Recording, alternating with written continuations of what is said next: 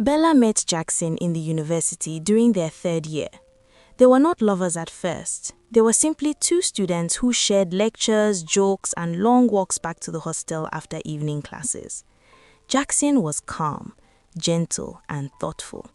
Friendship came easily between them, and before either of them realized it, love followed quietly, like rain falling without thunder. After graduation, Jackson took Bella home to meet his family. Bella was nervous. Jackson's background was not small. His family was very wealthy, old money, respected, powerful. But the day Bella stepped into their home, she was shocked by how warmly she was received. Jackson's mother held her hands and smiled as if she had been waiting for her all her life. His father nodded with approval. Bella was accepted instantly. A few months later, Bella and Jackson got married. The wedding was beautiful. Jackson's parents gave them a house and a car as a wedding present. Everyone said Bella was blessed. Bella believed them. She truly believed her life had finally settled. The first year of marriage was sweet. Bella and Jackson laughed a lot, they traveled, they prayed together. When they decided it was time for a child, Bella was excited. She imagined tiny clothes, midnight cries, and family gatherings filled with laughter. But months passed, then a year passed, nothing happened. They visited hospitals, they saw gynecologists, they ran tests. Each time the results came back normal. Everything is fine, the doctor said. Just keep trying. What Bella did not know then, what she could never have guessed, was that all those hospitals belonged to Jackson's family friends. She trusted the white coats, she trusted the smiles. Most of all, she trusted her husband.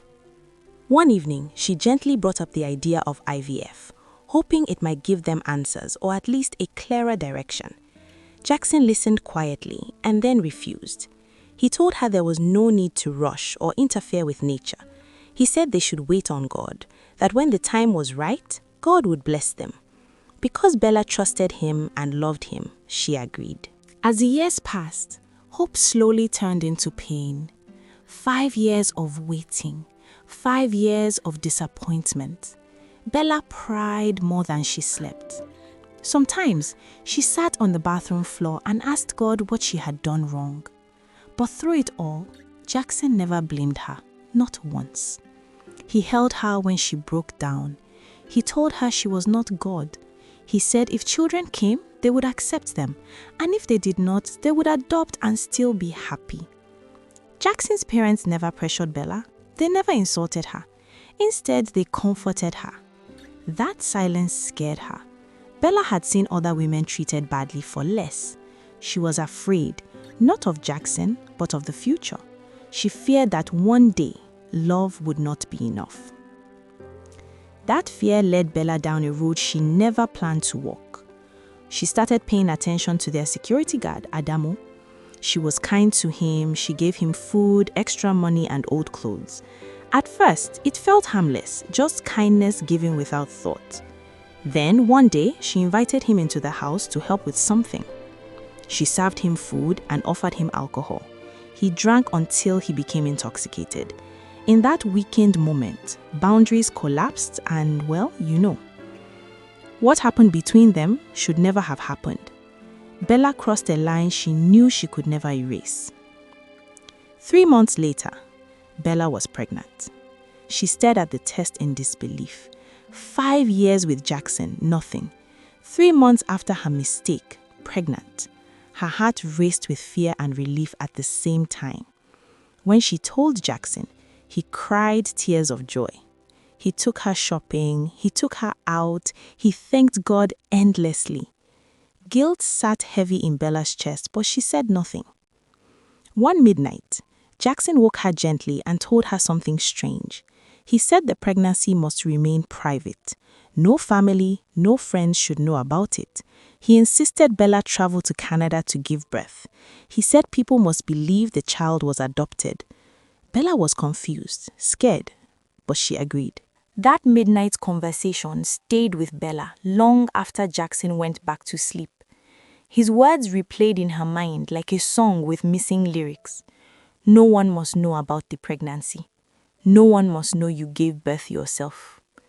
Bella lay awake beside him, staring into the dark, wondering why Joy suddenly needed so much hiding. The journey to Canada felt like running away from herself. In a foreign land, surrounded by strangers, Bella carried her pregnancy in silence. She attended appointments alone. She felt the baby kick at night and cried softly, unsure if her tears were from guilt or gratitude. Jackson called often. He sent money. He reminded her that everything would be fine. When the baby was born, Bella held the child and felt a kind of love she had never known before. It was pure, fierce, and terrifying. For a moment, she imagined telling the truth, confessing everything, laying her sins bare. But the thought vanished as quickly as it came. Too much depended on silence now. A few weeks later, Bella returned home. The house was decorated softly. Jackson welcomed her warmly. His parents visited soon after, likewise her parents. They held the baby, smiled, and congratulated the couple, not for childbirth, but for adoption. Bella stood there, frozen, listening to a lie spoken so smoothly it sounded like truth. No one questioned anything. No one doubted anything. It was as if the story had been rehearsed long before she arrived. Life moved on. Months passed, and the house slowly filled with the sounds of a child. Jackson was a devoted father. He woke at night, carried the baby, sang softly, and smiled with pride. Watching him broke Bella in ways she could not explain. She had betrayed him, yet he gave nothing but love. Then it happened again. The same secret repeated itself again and again until there were 4 children, 4 lives built on silence. Jackson loved them deeply. He provided everything: education, gifts, care. To the world, they were adopted. To Bella, they were living reminders of a secret she no longer knew how to escape. Jackson loved the children fiercely. He provided the best schools, the best clothes, and every comfort money could buy. He attended school events proudly. He spoke of them with joy. His happiness confused Bella more than anger ever could. If he suspected anything, he never showed it. Years later, during one of the children's school holidays, Jackson suggested a family vacation abroad. Bella agreed, grateful for the change of environment. The trip was beautiful. Laughing children, shared meals, photographs taken like memories meant to last forever. But one morning, Bella noticed something small that unsettled her. The children's toothbrushes were missing. She asked Jackson casually. He smiled and said they were old and unhygienic. He said he threw them away and would buy new ones later. Bella did not think much of it. Unknown to Bella, Jackson had quietly taken the children's toothbrushes for DNA testing. The vacation ended, life returned to normal. 8 months later, on what seemed like an ordinary day, Bella was cleaning the house. She opened closets, rearranged wardrobes, and sorted through old files, doing the kind of cleaning that comes from wanting to feel useful and distracted. That was when she noticed a folder she had never seen before. It was thick, neatly arranged, and carefully hidden, important in a way that made her heart tighten. Curiosity pulled her closer. She opened it. The first document made her heart stop. It was a DNA result of their first child. Her hands trembled as she turned to the second document, another DNA test, then the third, and then the 4th child. Bella's hands shook as she read. All 4 children, no blood relation to Jackson. Her legs weakened. Her breathing became shallow, uneven. The room felt like it was closing in on her. But the final paper in the file destroyed what was left of her strength. Jackson's medical report. It was from his university years, long before they had even met. She read about his severe illness he had suffered, a sickness serious enough to have him hospitalized for weeks or even dead. The notes detailed tests and consultations. Each page seemed heavier than the last. Bella felt as if she were walking through a dark room, each step revealing more she wasn't ready to see. And then the words that froze her heart: oligospermia, low sperm count, incurable, permanent. Her hands trembled. Everything she thought she knew, the waiting, Jackson refusing IVF, the pregnancies, the adoptions, suddenly made sense. And yet, the truth was heavier than she could bear. Jackson had known all along. For 8 months, he had known the truth about the children. For 8 months, he had watched Bella smile, speak, and move around the house. For 8 months, he said nothing. He had never blamed her.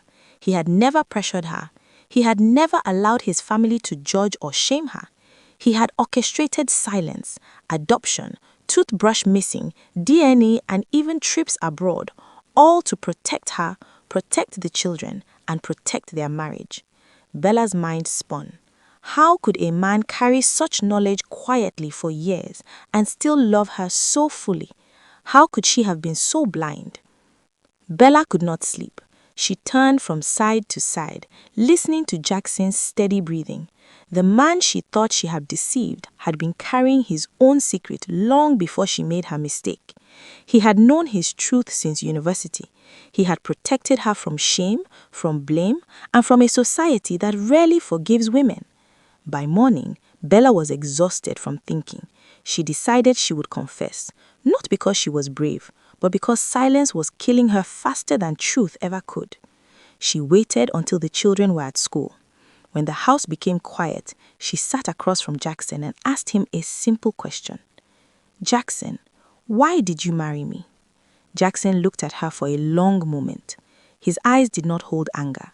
They held understanding. He answered calmly. He said he married her because he loved her.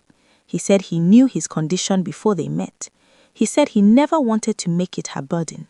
He believed love did not need children to survive. Bella's tears fell before her words came. She confessed everything: the security guard, the fear, the pregnancies, the lies. She expected shouting. She expected rage. She expected rejection. Jackson did none of that. He listened, quietly, completely. When she finished, he sighed deeply. He told Bella that while she betrayed him, he also betrayed her by hiding the truth about his condition. He admitted that fear ruled both of them.